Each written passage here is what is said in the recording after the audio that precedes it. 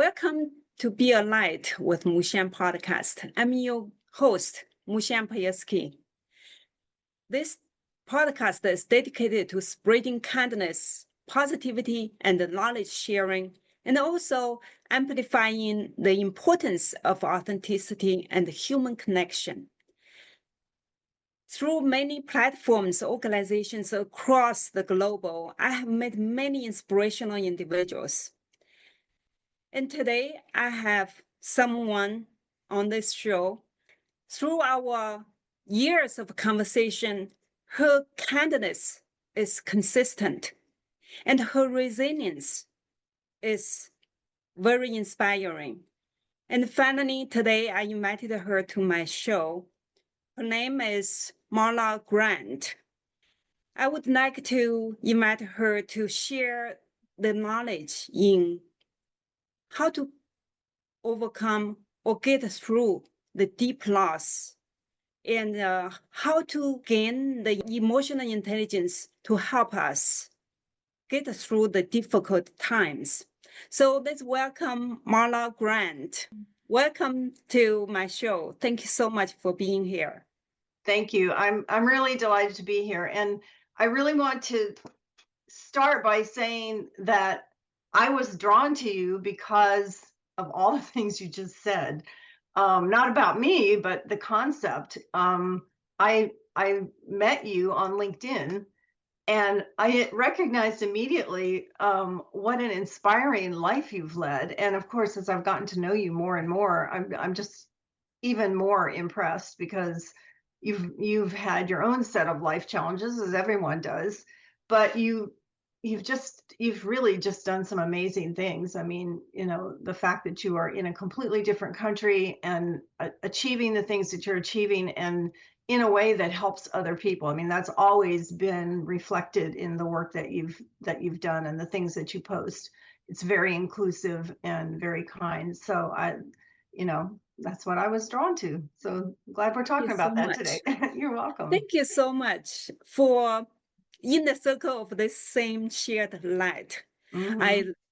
I loved the empowerment that you shared actually through sincere commenting and support, occasional private messages and have exchanged over the years.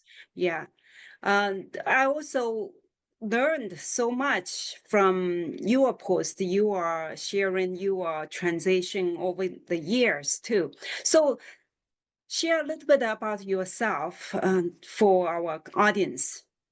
People tell me I should write a book, but I keep saying, well, it was just my life. I mean, a lot of people go through, sometimes extraordinary things, and it just is their life that seems kind of regular. But as I look back on it, I realize it's really been quite different.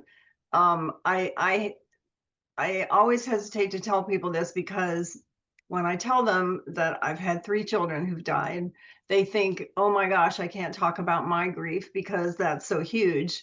But I'm getting that out there first because I don't feel that way at all. I don't feel that my grief is any worse than anyone else's. I can tell you more about this in a minute, but it's what led me to do the work that I do. Everyone grieves their loss at 100%. And I would never say that my loss is any worse than anyone else's. I just maybe happen to have a little bit more of it. But, and even though it was my children, there are other types of losses that I think would be even more devastating for me, such as maybe a child that was abducted. For me, because of the way my mind and my heart works, that would be extraordinarily difficult not knowing where my child was. So as much as I wish my children were here physically, at least I have that closure. So, we never know what other people are going through. So that happened over a period of years between 1976 and 2014. And each of those losses was different. I had an infant. He was my first loss. It was an infant son who died during a delivery because of complications. And then my second child that passed was my only daughter, and she got leukemia when she was 7, and she had a bone marrow transplant with one of her brothers as a donor. And then she relapsed, regrettably, after about 6 very healthy years, and she passed away in 1995. And then my youngest son, Ryan, he was doing really well, and then he had a mental health breakdown the last 6 months of his life, and he took his life at the age of 31.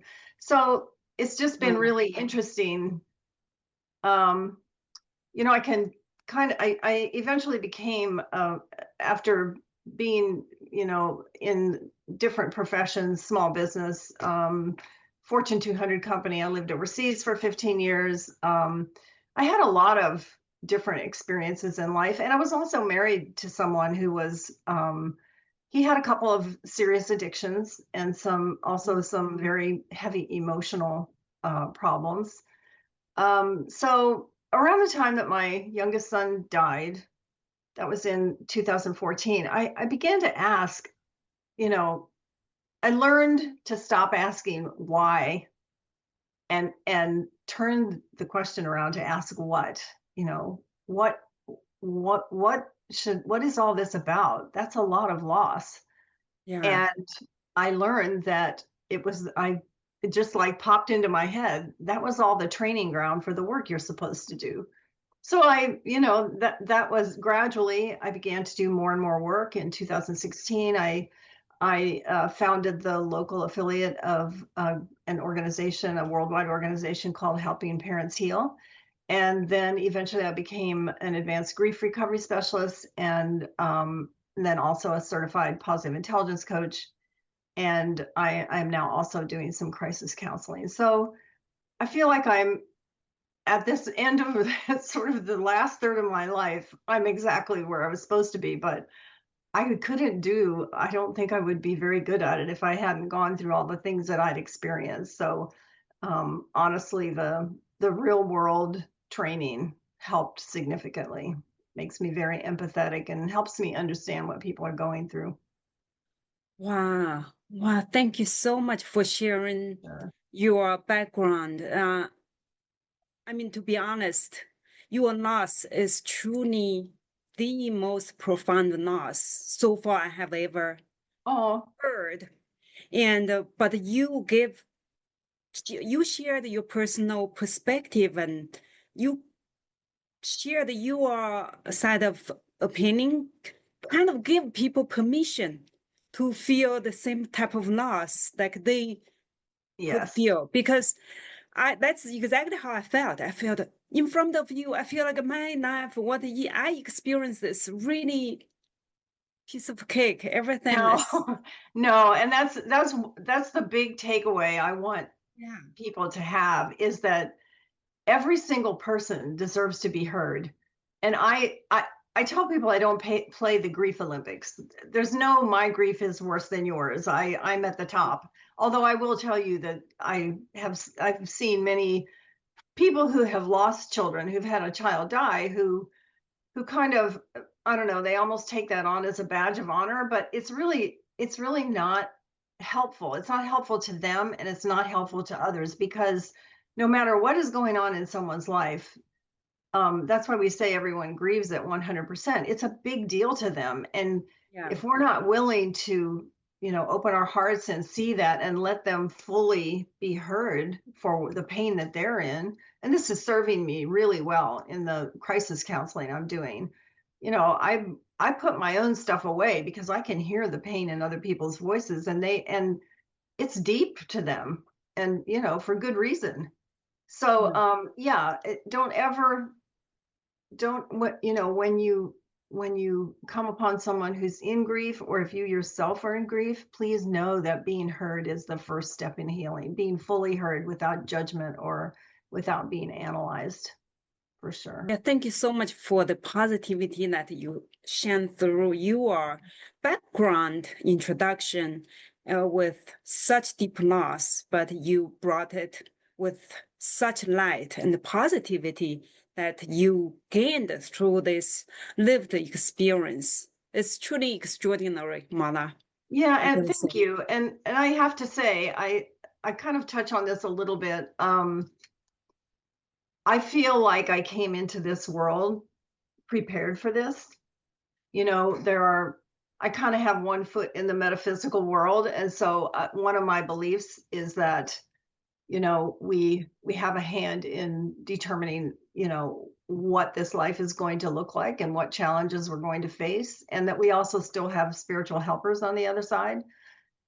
And I've had some direct connection that helped me believe that that is true. And I've also had people who help me on this side, you know, people who help me understand certain concepts. And, you know, this didn't happen all at once. When I lost my first child, I was floundering around. I was really young. I was 23, and I really did not have much of a spiritual base. I'd been raised Catholic, but I really was no longer a practicing Catholic, and I was really beginning to develop my own understanding of what was important to me, and how spirituality would play into my life, which it has in a very big way. But yeah, it's all I was slowly discovering. And so the way I experienced the death of my infant son was much different than the way excuse me, the way I experienced my my son who died when he was 31. And that's kind of important. Every loss for everyone is a different, and you know, even within a one family where a family member is lost, it's quite common for everyone to grieve differently, because each person, their relationship to that person who was lost, who died, was unique, and so vastly different. I've worked with families, and it's, you know, they each deserve their own, to be heard for what that relationship was for them. So That is truly a great perspective. The diverse feelings, diverse opinions about the same thing, and including grief, could be yes, a total different for sure. experience. And And it's also why it's really important to allow people to grieve in their own way. yeah, There's a, I'm going to grab my book here. There is a wonderful line from, it's my favorite passage in the book that I use, the handbook that I use when I teach the grief recovery method. mm-hmm. And it's so foundational and so true. It says, you can tell the truth only about yourself. When it comes to others, you are only guessing. So we have no idea, honestly. We're lucky if we even know what we're thinking. You know, it's hard enough to be honest with ourselves. There is no way we can possibly know what's going on with someone else, or what they're thinking, or what a relationship was like for them. So really, really important to just do our own work and not make guesses about anybody else. That's so true. Like assumption can be so wrong. Oh, Guessing yeah. could be so distant from the Yes. truth, from the fact. And it Yeah. often is. To have this conversation, learning about the person's true feelings on our own is very, very important as a support, I guess. It's why we need to listen and not judge or analyze. We, you know, it's so harmful to do that, really. Yeah. And you know, we should never second guess what someone's experience was. Honestly, we're living in a time right now where this is a key principle. I mean, look at some of the things that are going on, and the things that have happened to people, and were they believed or were they not believed? You know, if someone tells you that something happened to them, we need to listen. And so that applies across the board to everything. You know, our first inclination should be always, how can I support you? Tell me what's going on. Yeah. Yeah. Having this mindset of opening their heart and mind to support others is so important. Yes. Yeah, for sure. So you mentioned about the grief recovery method and the positive intelligence. Can you tell a little bit about it more in Sure. everyday language, and how Yeah, yeah, I people can. use it, how people really use it in real life? Sure, I'd love to. They're very different. And I first started teaching the grief recovery method. That was the first program I began to teach. And it has really a lot of therapeutic value, but it's not therapy. And what it is a step-by-step evidence-based program that teaches you what are the things I need to do in order to begin to move through grief and to put this event behind me. Now, that doesn't mean that we never think about the person that's lost. It doesn't mean that we pretend it didn't happen. It means that what's happening with grief is that it's the things that we wish that were different or better, or that we had more of in that relationship. And there's so much that we have failed to communicate when we're in a relationship with someone, whether it's a child or someone you've lived with for many years. Think of all the things, how many times have we failed to tell someone, oh, I love that about you, or thank you so much for doing that for me. That meant so much. We just kind of live our daily lives and let those things go. And then sometimes there's also things that, maybe we fail to say to people that we need to forgive, that because maybe it hurt us in some way, and we have failed to open a conversation about that. Now, that might be because the other person, this often happens, I shouldn't say often, it sometimes happens with parents and children, especially if they live in a household, that's very strict, or there's no sort of history of them being able to talk about difficult things. And we pass this down from generation to generation, and a lot of times we haven't been taught how to deal with grief. So we will just say things like, just be strong, just stay busy. It just takes time. Well, these are all intellectual statements that do nothing to actually heal our grief. So the purpose of the grief recovery method is to examine our losses, and then, which is something that we do at the beginning, we examine losses that happened over the entirety of our life, and then we choose one or two relationships that are specific that we need to work on. And usually the first one that we work on is I call them foundational relationships. It would be one that maybe happened in your childhood that's really significantly impacted you. Maybe you had a really harsh parent that never let you express yourself, or that you always had to be, in my case, I always had to be really hypervigilant around my dad. That had long lasting effects for me.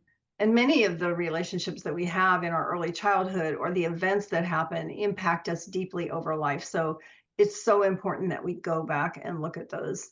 And one of the most important concepts about the grief recovery method is the need to be radically honest with ourselves, because there are not only things that we need to forgive, but there are also maybe things that we need to apologize for.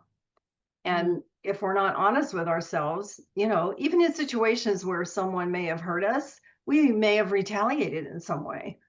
And we have to be, if we have a set of values, we have to live by those. And if we step outside of those, that means we probably need to make an apology.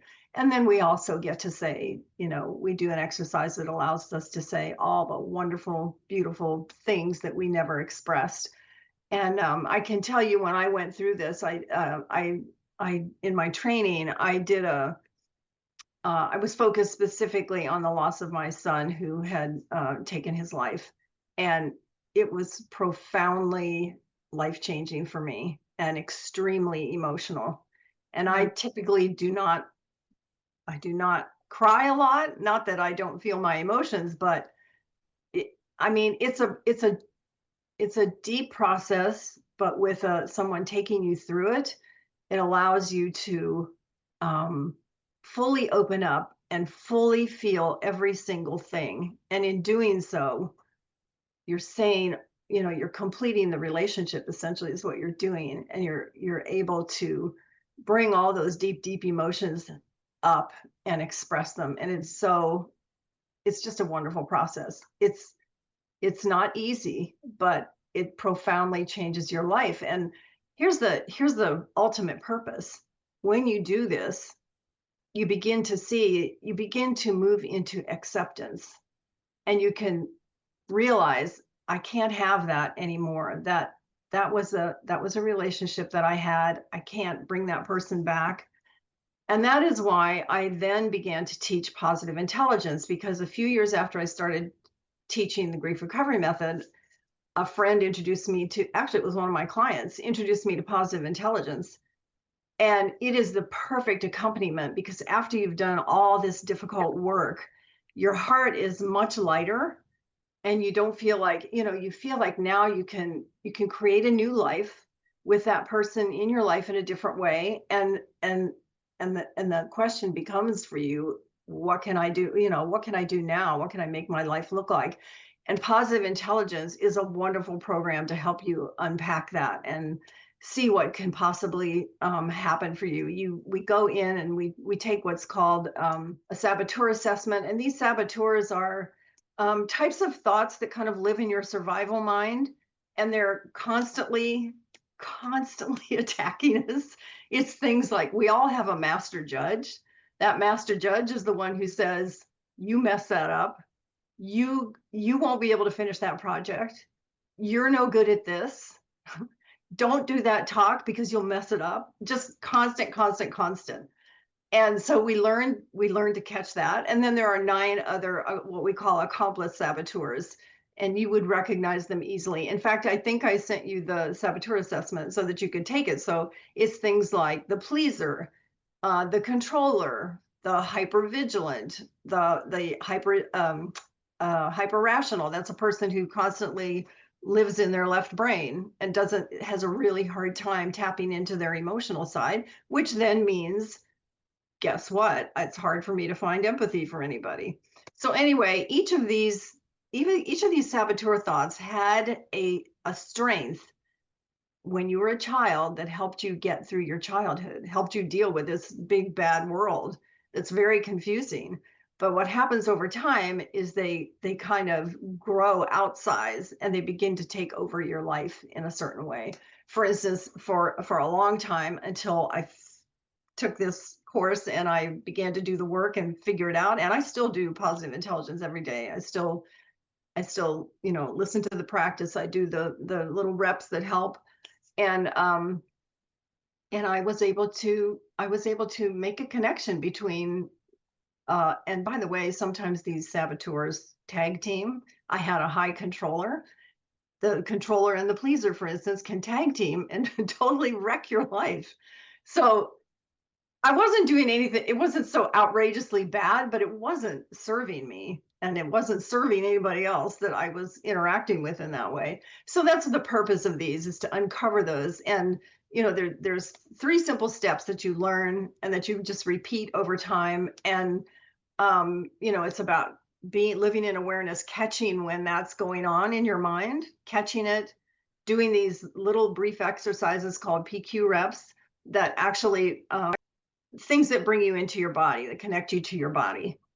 And the PQ reps actually help build the neural pathway to the part of your brain that is much more likely to serve you. In positive intelligence, we call it your sage mind.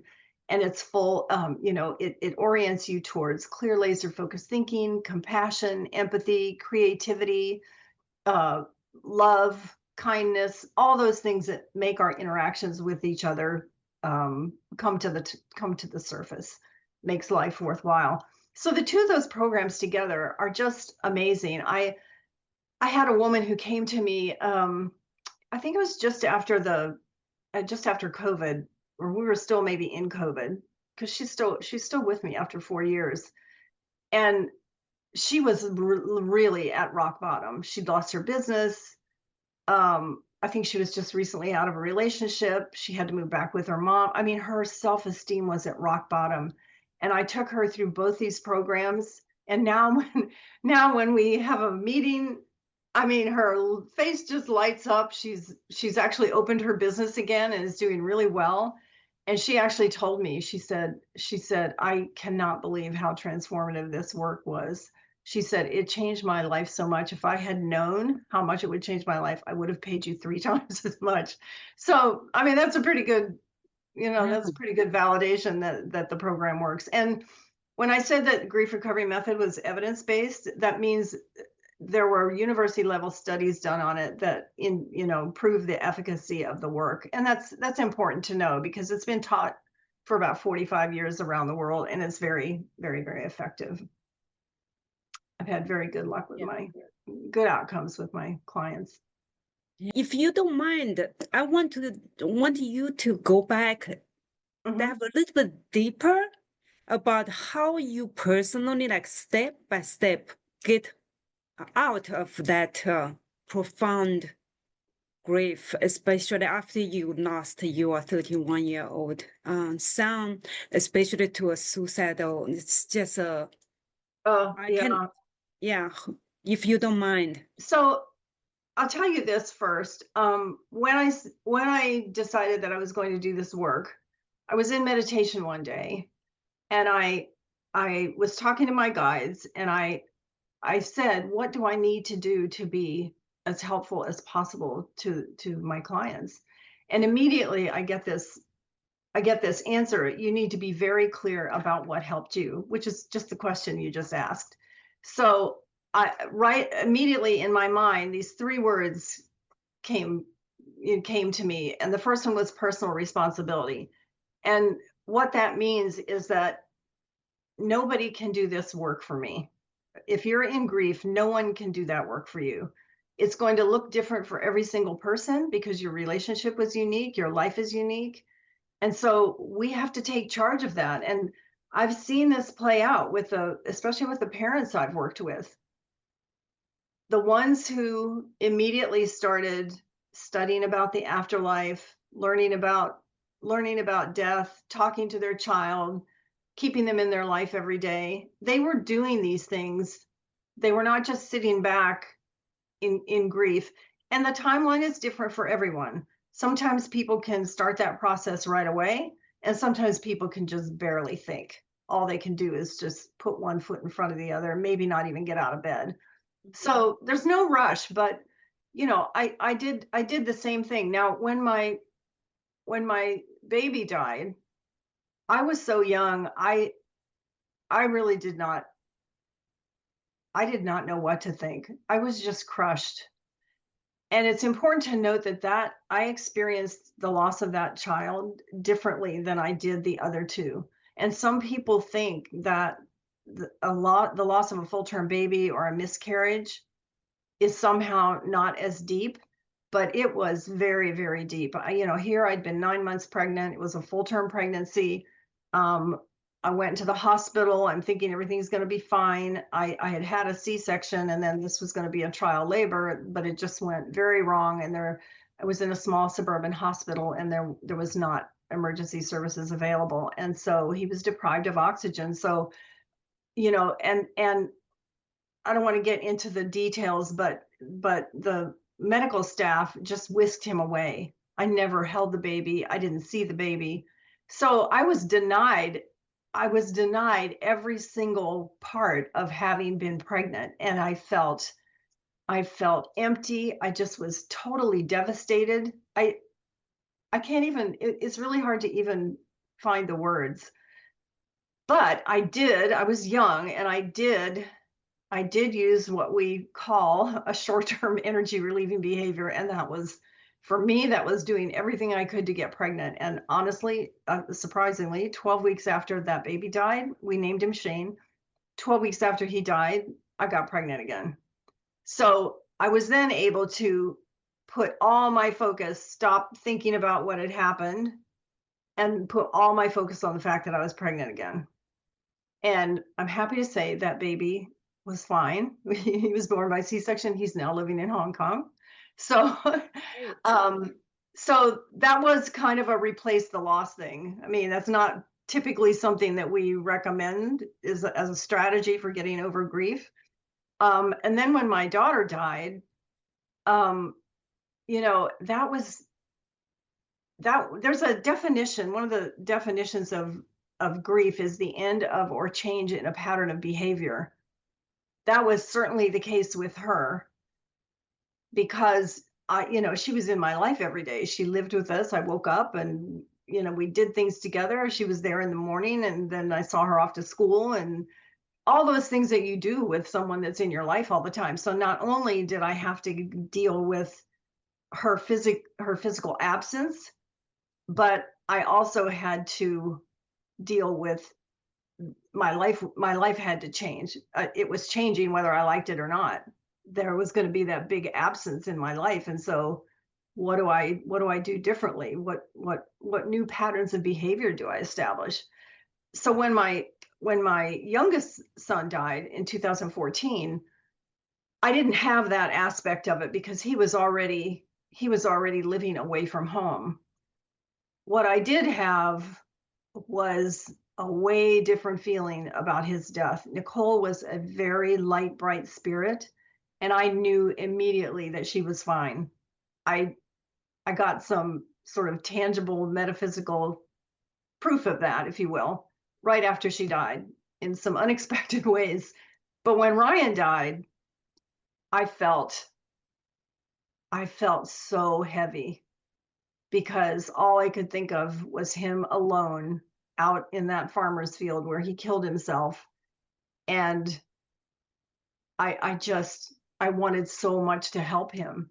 So in an odd way, by that time, since I'd been through 2 deaths in my family, I I felt really deeply that I could help him the most by keeping my own energetics level up, my spiritual and some sort of psychological level up, so that I could send him love and light. And I did that as much as I could. And I think at least, and it helped me, at least it helped me heal. And I like to think that it helped him as well. I don't feel that there's any, there's nothing negative that happens to a person when they pass over, even if they've taken their life. There's no such thing as retribution. It's just, this was the decision that they made. So I wasn't carrying any of that, baggage from my Catholic upbringing. So it was nothing like that. But each of these things can be, all deaths are unique, and you experience them all differently. Even though they were all my children, they were all their own unique, outcome when they passed. Yeah. And that's the way it is with everyone. I hope that answered your. So the second thing I talked about, personal responsibility. Yes. I kind of got off on a tangent there, but the second one, and I think it's the most important, is acceptance. This is the idea of, stop asking why did this happen? Everything changed for me when I stopped asking why. We're never going to know why. There's a spiritual concept that we're not meant to know why something happens here. The better question to ask is what am I meant to do with this?